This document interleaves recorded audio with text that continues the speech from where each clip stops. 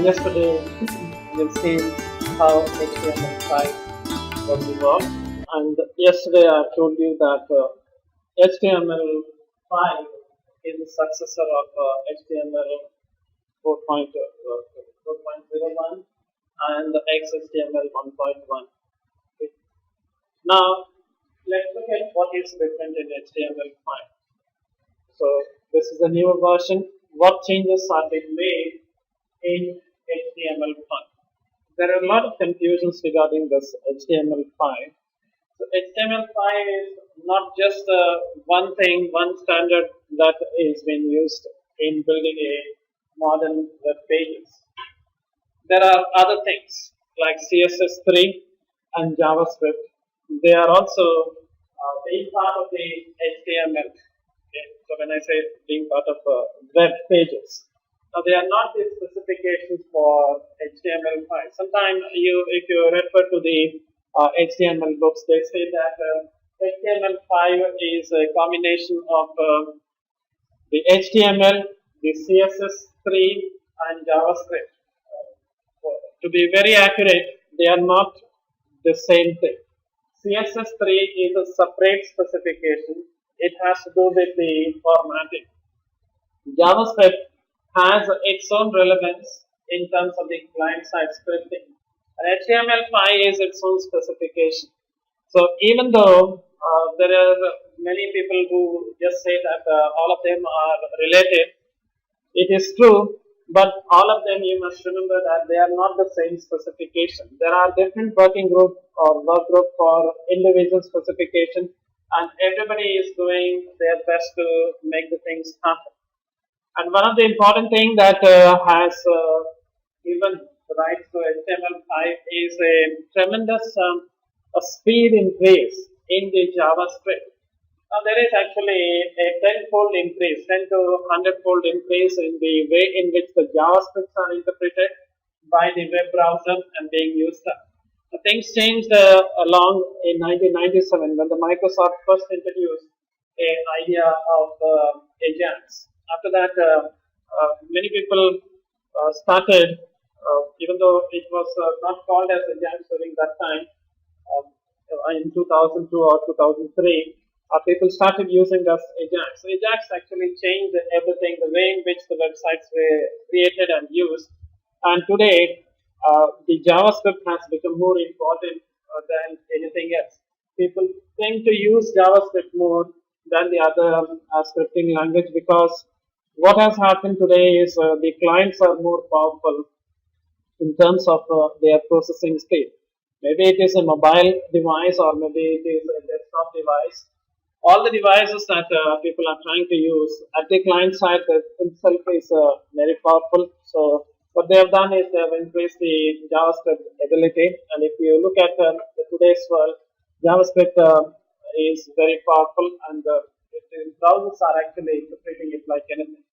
So let's look at what are some of the features of the HTML5. What makes HTML5? This is not the end of it. The list goes very lengthy one. I've selected only a few that are required and which is being mostly discussed by almost all books. So you don't go out of it. If you find one rare book that has more than this, you know very well that I've restricted myself to this much. Okay. The first one is the new structural element. Okay. Now, even though we have not done a lot of practicals, but the practical that we did one practical, that I started creating different sections within the page. So I went ahead and I said that let me use a div for the heading, let me use a div for the navigation bar, and let me use a div for the content, and let me use the div for the footer. This is what I started creating. In the olden days, this was a very fine idea of doing it. So people created div and they gave an ID to the div as a main heading, and then this is the navigation bar and so on and so forth.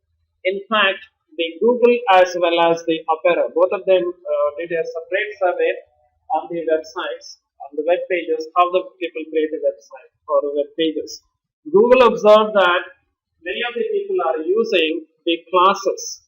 Again, if you're not very familiar with the class in terms of the CSS. I'll get back to that class maybe in the next practicals. What is the meaning of saying class? And in at least you are by now you are familiar with this word ID in the CSS. Okay. Now, both of them can be used for formatting. Now, Google did a survey on the class, how the people name their class, and the Opera did a survey on how the people use the ID. And they found that most of the time people are using the same name for the IDs. So, most of the people call this line, that is the navigation bar, as nav. So whether it is done by one company or one developer or other, either navigation bar or nav or other thing. And most of the people gave the this section. Some of them called it as main section, and the others called the subsection within it. Even though we have not created it, they called it as a section and so on and so forth. Everybody studied almost they studied over a billion of pages, and they found that there is a same relevance. Every developer or every designer who is designing the page is usually giving that same name for it. So what is so great about it is, now remember, we are creating the page for others to view this page or others to visit this page. Now the problem is, how do the people enter into our web page or our website? The most frequent way of visiting our site is through the search engine. People will type a specific word in the Google or Yahoo or Bing or any other search engine, and the search engine will somehow redirect them to our site. Nobody will be able to type the entire URL, even if you are going to your Facebook. You really don't know what is your Facebook account as such. You know that it is www.facebook.com. That's the end of it. But you really don't know which is the folder in which it is stored or which is your page altogether. Now, this is because people don't remember or people don't like to give a second thought to the actual URL. Now, the problem with our website is we want the search engine to somehow redirect the world to our website. How is it possible? The only way in which we can do it is we tell the search engine that these are the contents which are available in my page. So whether we tell it or not, whether it's Google, Yahoo, Bing, or anybody, what they do is they will randomly go to a site. They will go to all the pages within the site. They will go through the content within the site and they will index it and keep it in their server. So that when the same keyword is typed, it will search its database to find out which pages have those keywords and then show the list. So when you go to Google and then type India, what the Google has done is it went as parts for many websites, and whichever website has this word keyword India or some related word, it has indexed it. So when you search, when you say India, it is picking up that value. I'll show you. Now, what people have realized is we create this website and we use, almost everybody is using the same IDs. Now, instead of using div, which you know very well is a divider for separating the section, they said let's give a meaning or let's give a semantic to all these sections within the page.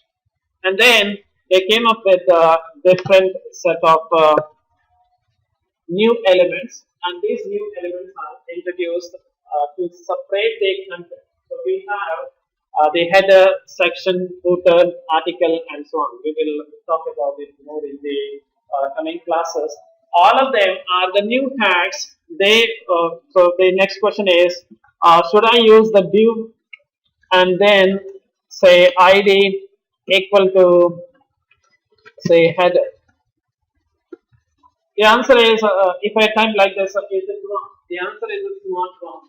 Okay, but the modern way of doing that is start with a separate element or separate tag that is called as section. Type your section here and end with the section. So that is the good way of doing it. So this is something which was not there in HTML4 or the previous version, and it is being introduced in the version 5. Now, what difference or what is the significance of putting this kind of tag? It is easier for the search engine to go through your page, parse your page, and get its content, and then index it. So you may say that so that's a benefit for the search engine. What will I get? So I have to put the extra pain in remembering that it's a section tag, it's a header tag, and all the other tags. What benefits I get is if there was no search engine, nobody would have visited your site, and people might not have even heard about your site. Your sites are popular because the search engine is redirecting the user to your site. So it is you will have to be in compliance with this search engine, which will help the others to redirect to you. The other part of it is the assistive technologies. Now, there are a lot of assistive technologies are available, and some of them are screen reader. The best one is the screen reader. People who are blind, people who have problem with the disability and other disabilities, they use the screen reader. Now, the screen reader's work is to read the content. Now, if you put the div with the ID, and then some people use the header, some people use the word head, some people use HD. Even though the words are almost the same, they don't mean the same thing. So some people may call the section as SEC, the SEC. The other one may call it as section, and other people may call it as X, SCT, and so on. The people can give different ideas. Like when you create a variable, you may call some person may call it as int n, other person may call it as int no, the third person may call it as int number. All of them are meaning almost the same because you are trying to represent a number. And similarly, if the developers are given a liberty of giving an ID, they will almost use the same word, but it's not the same one. So for the assistive technology or for the search engine, these may mean different things, and it is a bit confusing. So what they have done is, instead of using this kind of related word, just use this section. We are giving you a new tag from that section and use it. So what's the advantage here is, whether it's a search engine or whether it's a assistive technology, when the section comes, it knows that section has a separate meaning. It means it's a section of the page. If you put a header as a tag, it knows that must be the header of this page. If you say nav, it means the navigation elements are available inside it. So you give the meaning, semantic to the structure that you represent, and that's why the new tags are being introduced. We will say more of these tags and their meaning and when to use them and what are the rules regarding using them in future. But that's one of the new thing that was introduced in the HTML5. The next one is the enhancement to the form. How many of you have used forms in your previous classes? Anybody has used this tag?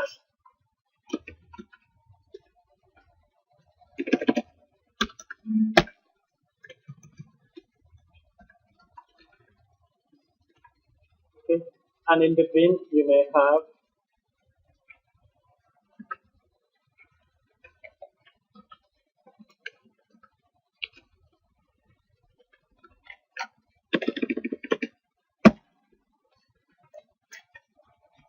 something of this type, and maybe you might have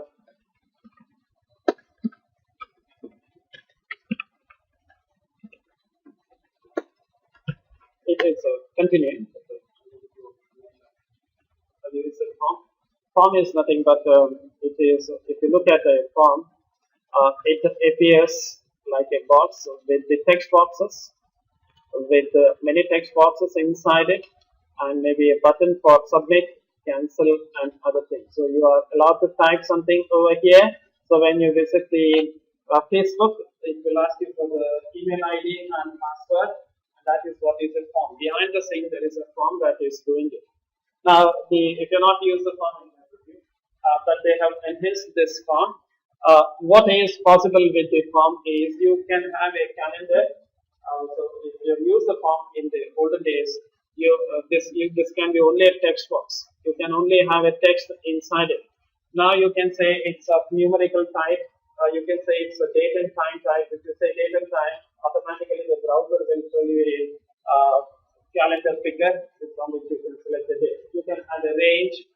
You can have a data list. So when you type, for example, if you want to send a parcel from Mangalore to Bangalore, and if you want to assist the user in typing the exact spelling of the different cities, so you can have a list there, list of cities which are available. So when they type MAN, it will select all the cities that is starting from Mangalore, not the entire world cities, the cities which are specific to you, and that is called as a data list. You can create a data list and use it, and a lot of enhancement has been put up into it, and that is the next one. The next important thing is the validation. Now, you cannot use the form whenever we give a form to the user and ask the user to fill the form. Most of the time, they don't fill the important part, or sometimes they fill half the things and then try to submit. When that thing happens, usually what we used to do in older days is we used to write a JavaScript and we used to validate whether they have typed the username, whether they have typed their own number and so on. If it is not typed, at the client side, we used to give them a message saying that this field is required. You can't leave it blank. Fill this and do it. Now, when you created your account in Gmail or Hotmail or even in the Facebook, if you are not typed something properly, you might have got an error message saying directly this is required. You are not supposed to type a wrong value here and so on. So this is called as a validation. Now, in olden days, if you wanted to do a validation, you will have to use JavaScript. Now, here for the general validations, you don't have to use the JavaScript.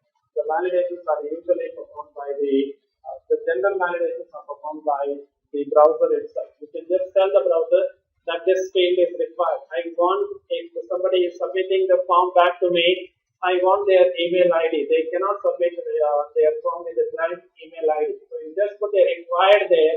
The browser will automatically set and validate to see whether it is values have been filled or not. If it is not filled, immediately it will give the user error message saying that these fields are required, and this is done automatically. You don't have to write the JavaScript for that. That's a good advantage for most of the developers. Otherwise, you will have to find the exact JavaScript that is doing it. Okay. Some of you maybe in BCA you might have had a practical in which you might have done this kind of things, validating the input form for the values. Now, this is the second enhancement. Improvements in the forms as well as the validation. We will see then in action during the next classes. The next one is the support for audio and video. Now, in the previous class, you have seen that the minute you put the img tag and if you specify the source and submit them some source, the browser is automatically able to show the picture to you. So you put the header and you drag it even though you never typed anything. The tag was image, img, and it showed it. Now, if you try to drag an audio file onto that and if you try to do it, it's not going to work. So, as of 4.0 version, there is no support for audio and video. You can just put a single tag for audio and video. If you want to do it, you will have to either go for a Flash or any other type of plugin that is able to do it. Okay. So, it was a very difficult task. So, what they have done now is they have introduced the two new tags called as video and audio. If you want to have a audio link or audio to be played, like image, you just put a tag, the browser will be able to do it. So it's a very welcome feature in the modern world because today everybody likes to have some interaction, some video, some audio in their web pages, and it is much helpful for most of the developers to have these tags directly placed in the HTML specification. However, there is one minor problem with these two tags, and the tag is which format is allowed. Most of the vendors don't agree with the format, so they agree with one format, the other vendor does not agree with the other format. So there is always a problem. So some of them doesn't like to use the open source encoding, like particular Microsoft, and the others do not like to use the proprietary encoding. So one type of video will work in one of the browser, the same type of the video will not work with the other browser. So what is the way around? We will say how to fix that. They have done again a simple way of doing it. You can have two type of video encoding, add it in the same tag, and depending upon the browser, the right one will be picked up and being used. So it's a very good thing. The next one is the Canvas and SVG. Now SVG is the short form for Scalable Vector Graphics.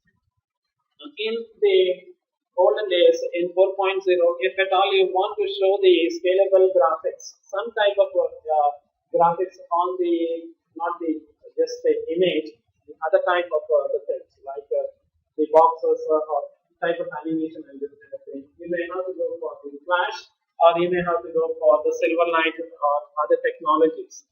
Now these are the third-party technology. HTML then supported this thing. Now HTML supports that. So today, if you want to have a scalable vector graphics, directly you can have a graphics inside it. When I come to that section, I will show you the effect of using it. Many people are using it. In particular, if you go to the Mozilla site, I will not waste my time on that. The Mozilla, actually, there is a map of the world, and there is whenever somebody downloads the Mozilla Firefox from that any corner of the world, it will put a dot on the page saying that from this country it is getting downloaded. Now the behind the scene, the picture is SVG graphics in it, and the dots are put using Canvas API. So this is a JavaScript API that is being used. So what's the advantage over here is you can have graphics. You can draw circle, you can draw rectangle, you can draw anything. This is pixel based graphics. So the JavaScript is available directly connected with the HTML5, which will help you to have an animation, small kind of animation without the use of Flash, without the use of Silverlight. It is directly part of the HTML specification now. So you can draw, you can allow the user to have a small interaction in 2D as well as in 3D. WebGL is coming up. WebGL is the extension of the OpenGL, which is again the open specification. And with this, you can have a three-dimensional images being shown to you. Even though the specification is not yet complete, but in future, you can have the direct interaction. The one that you like to play, the 3D kind of games that you want to play, which is not possible in the ordinary browser without the use of the Flash, will be possible with the direct HTML pages. So you don't have to rely on Flash. You don't have to close your browser because the Flash plugin has crashed. Or the Silverlight plugin has crashed. Instead of that, you can just use the plain HTML and use the tags and develop the good looking or maybe interactive web application. The next one is the web storage. Now in olden days, it was not possible. As a developer, you cannot store some data on the client side. The only thing that you can store on the client side was called as a cookie, which is a small text document. The other data, it was not possible to store it. Now today, with the HTML5, it is possible for you to store some data on the client side.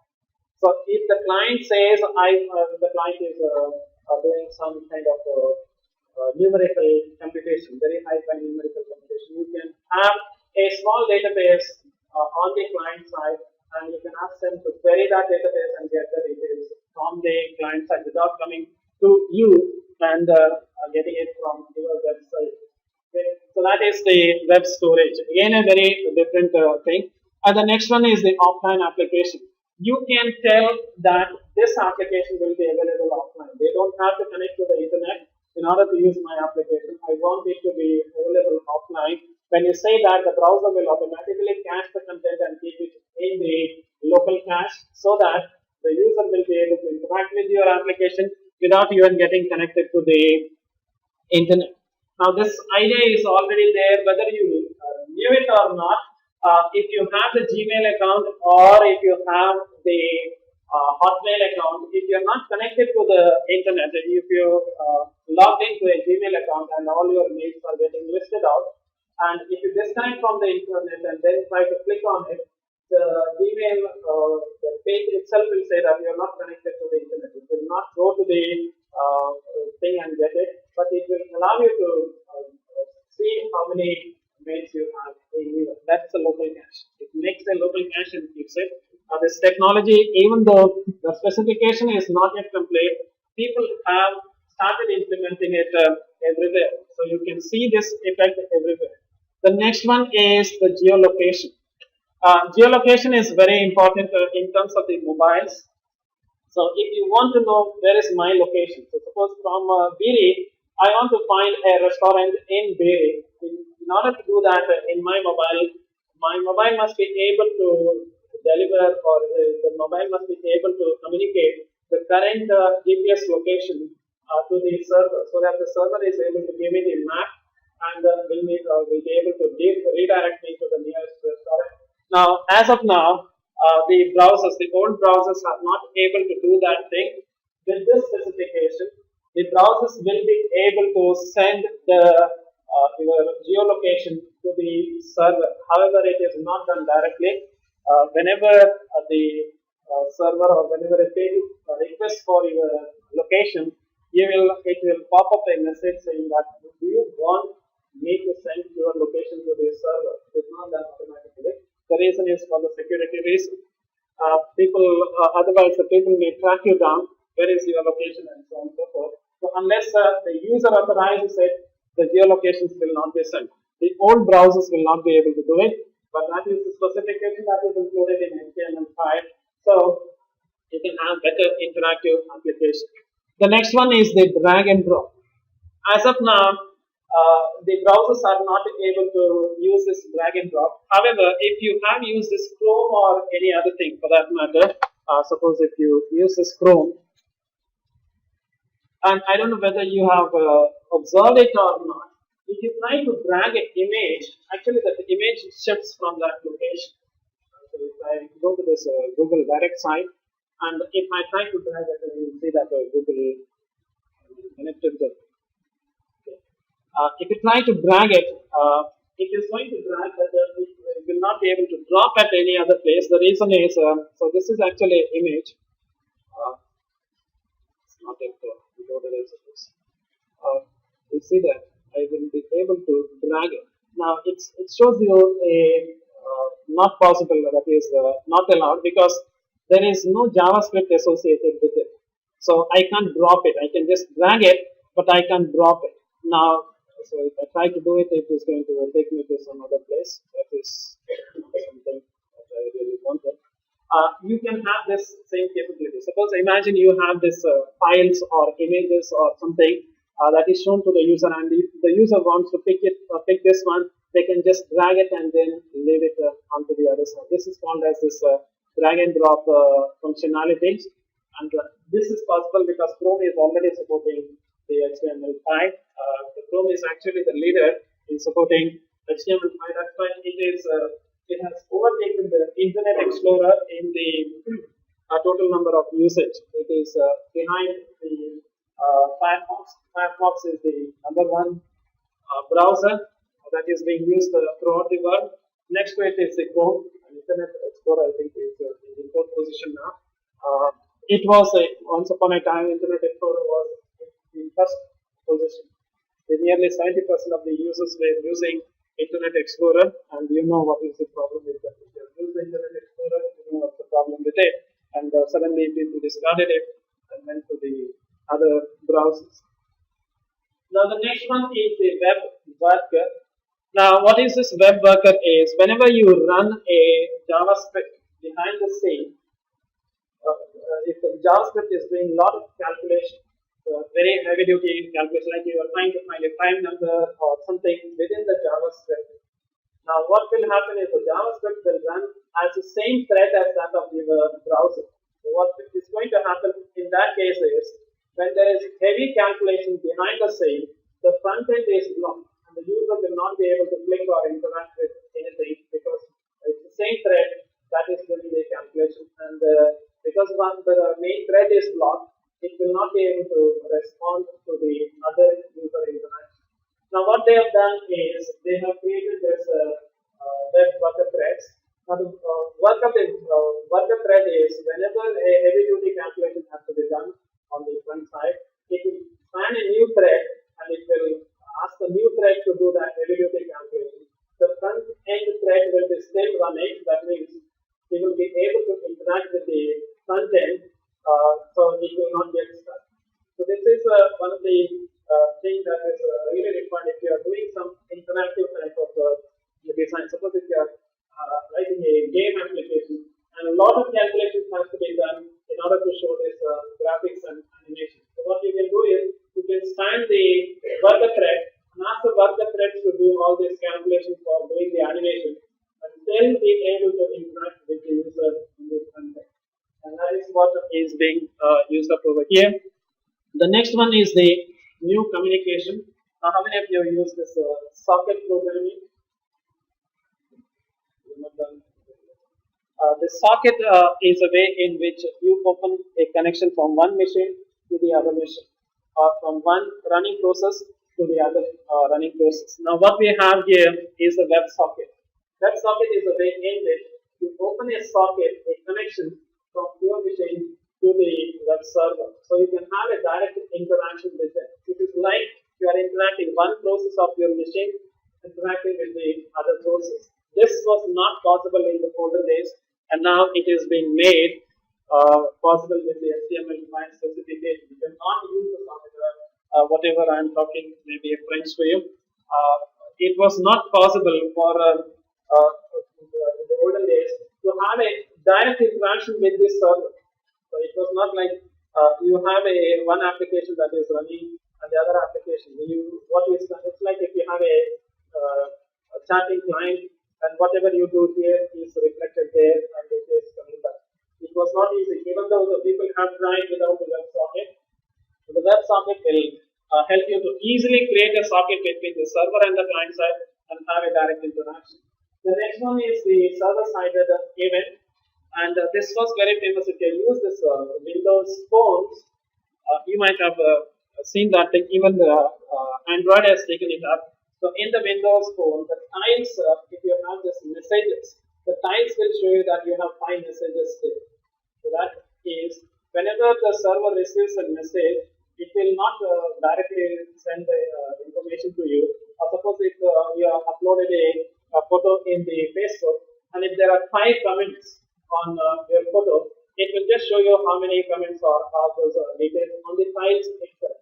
That is the server that is pushing the information. You are not asking the server, you are not going to the Facebook or some other site.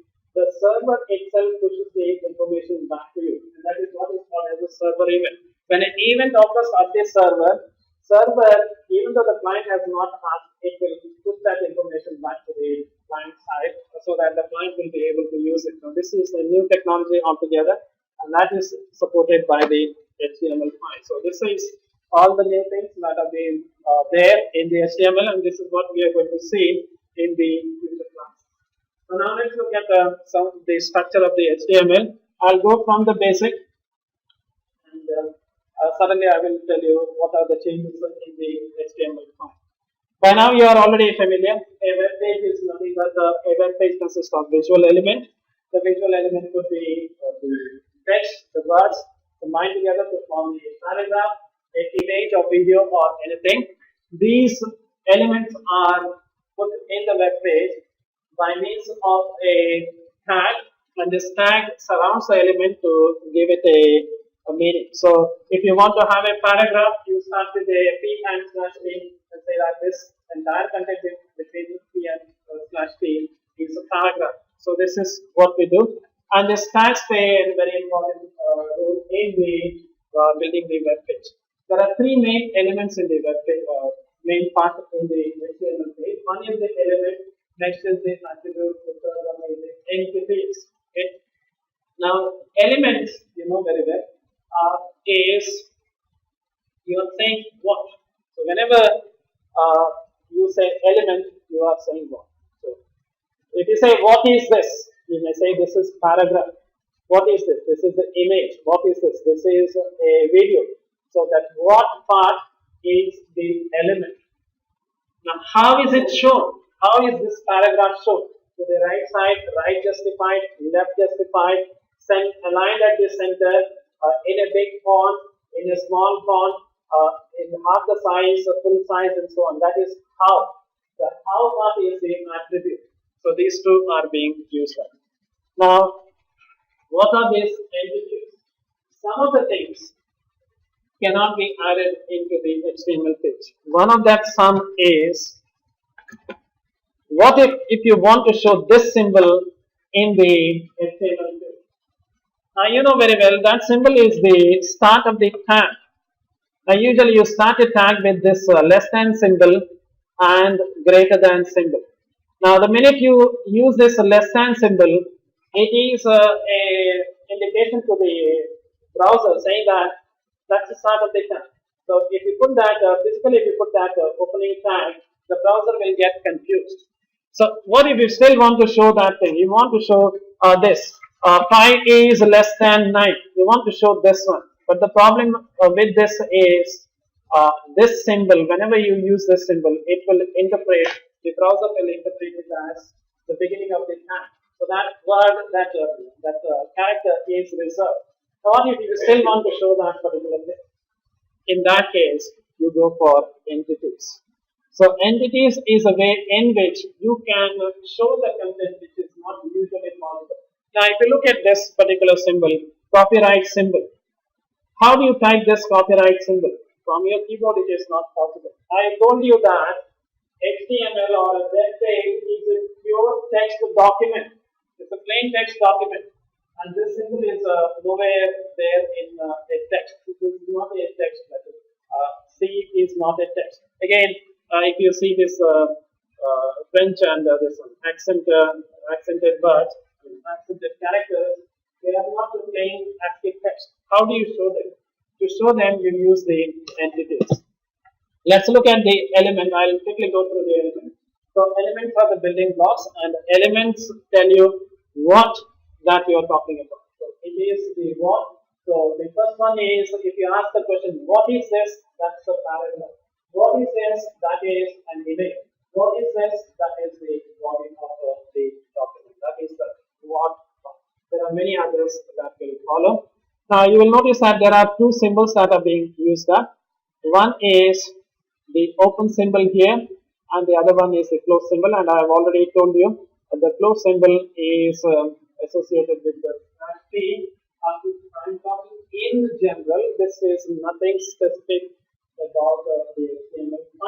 And in the class itself, I told you, the lab I told you, HTML5 will forgive you if you have not used this one. So it's not really required for you to close something. The newer browser will be able to detect that it is done. So what's the meaning of it? Suppose if I start from here, let me assume that I will just type it over here. I hope you'll be able to see that thing. Now, if I say this is the paragraph, I'm going to just put it right at the top. Assume that I'm putting it here. So if I say that this is my paragraph, and like a good student or like a good developer, I can anytime say that this is the end of the paragraph.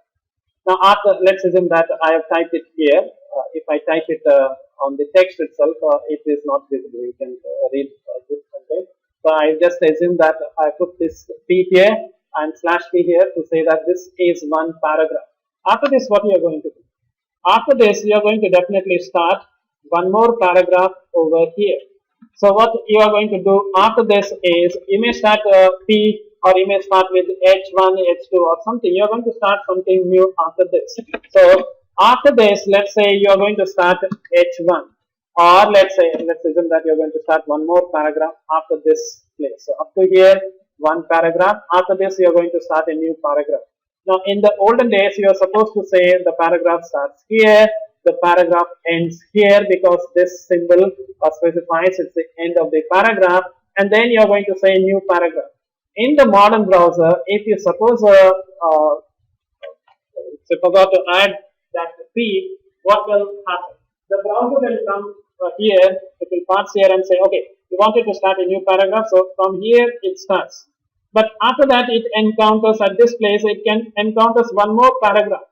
So it automatically thinks that, okay, the previous paragraph should have ended there, you wanted to start a new paragraph. So it will not yell at you and say that you forgot one slash key, so I'm not going to show this thing. Instead, to just forgive you, you'll just forget that, okay, up to there, that one paragraph was there. From now, I'm supposed to start a new paragraph. So it will go automatically. You don't have to do it. But so should I use that kind of thing? And must I be so lazy that I'm not going to put that thing? The idea is it's not advisable. Okay? Always try to close the key and slash key. Do not try to predict that every time the browser will be able to forgive you. Sometimes if it is not able to figure out the or if it does a miscalculation, you may end up in trouble in some of these browsers. So it's always advisable to start and end with it. So I'm not going to break this golden rule. Whenever I start something, I'm going to close it. Now, you must remember that even though in the lab or in other places I type that slash p or slash something, it's not really required in most of the cases in HTML5. So the specification says that you can open it, and if you forget to close it, we assume that it is getting closed somewhere. And that is true even for the golden word, and that is this. Let me go over here. Now you know very well that it must start with the HTML. Everything must start with HTML, and everything must end with the HTML. Now the good part about the HTML5 specification is you can even forget these two tags altogether. You can forget the one tag or the other tag, still the browser will be able to detect it, and it's able to show that thing to you in a proper way. So it's not really required that you start with the HTML. You forget that thing, it's over. Now the question is, if you forget HTML, how on earth that the browser knows that it is a HTML document, it is not the Word document, it is not a text document, or it is not an image? How does the browser able to detect that it is the HTML document? The way in which the browser detects the HTML document is whenever you get something from the server. So whenever you request something from the server, do you know which is the protocol that is being used? Which is the protocol that you use to get your, yes, you use HTTP, Hypertext Transfer Protocol. This is every protocol you know very well. You have studied something on the TCP/IP, and by now you are already familiar. There are some packets, and the packet has a header. I'm talking about the TCP/IP packet, and the packet has a payload that we call it as data. So first part is the header that has the control information. The second part has the user data that can be anything. There is no restriction on what is the payload, the header. Now this header specifies many things. In TCP/IP, what are the things that can be there in this header? In TCP/IP, if this packet was a TCP/IP packet, and if I say that this is the header, at least what is there in that header? One thing. Header of the TCP as a, if you take both TCP/IP together, what is there in the header of the TCP/IP packet? They both are not to be used together. So let's say TCP/IP packet, general packet. What is there in the header section of the TCP? Address, the destination address.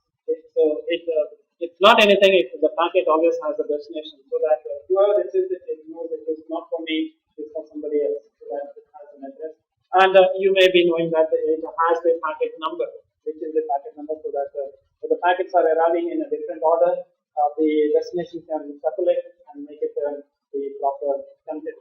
Similarly, when you use the HTTP packet, the packet itself says that I'm going to give you a HTML document. I'm giving you a text document. You read it as a HTML document. So if you forget to say write this one, the packet that is received by the browser, the packet header itself says this is a text document. Read it like an HTML. So the browser knows, okay, that's a HTML document. User has not typed it. I know it is an HTML document and I'm going to use it. So that's the reason the browser is able to detect that it's an HTML document. It's not a text document. It's not an image. It's not a Word document. So if you were to send a Word document, this header would have had one of the information inside it that would have told the browser that this thing what you are getting is not for you. It is meant for Microsoft Word or some Word document. Give it to them. You don't try to interpret it.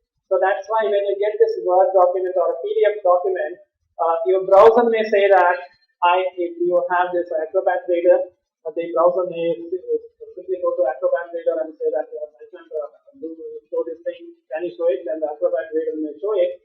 Suppose if you don't have those packages, what the browser will do is it will tell you that I don't know how to show this content to you. You better save it into your hard disk. Would you like to save this thing? So it will show you to save as a box, or it automatically starts saving it because it can't interpret it. Okay?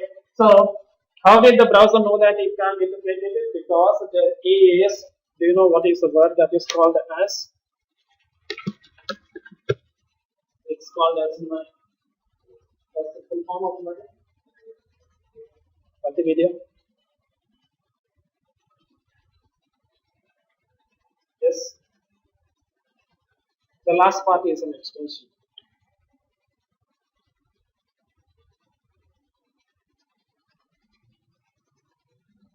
This one is multi-purpose. This one is mailing.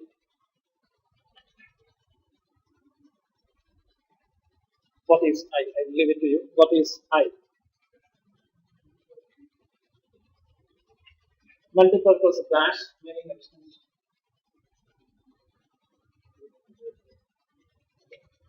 Now the mind will tell what is the type that you are supposed to use it. So every packet that you receive will have that particular thing. Suppose if I went to this Chrome, I like this Chrome because of many reasons. Even though I don't like the way the Google is taking my details and giving me the advertisement here and there. Let me go to the developer part. Where did that developer developer group? Now, if you look at this one, this is supporting many things, and you notice that it's the same thing that you've seen over here, and you notice over here, right at the top, it just says that you can have a web SQL. Okay? That is, you can have a database associated with it. Now, which database is available? None of them are available, even though the specification says that you can have a small database associated with it. But there was a huge fight between them. Which database am I supposed to use? Is it Oracle? Is it Microsoft SQL Server? Is it Access or anybody? Then the people said that if it is Oracle, you have to use PLSQL. If it is Microsoft, it is TransSQL. If it is MySQL, it is something else. Which is the SQL statement I am supposed to use? So there was a lot of debate over here.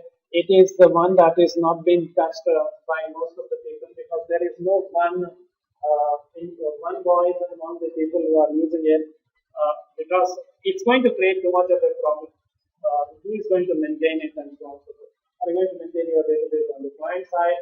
If it is, so how am I going to update it and so on? So that is not being used. Instead, they are using index DB.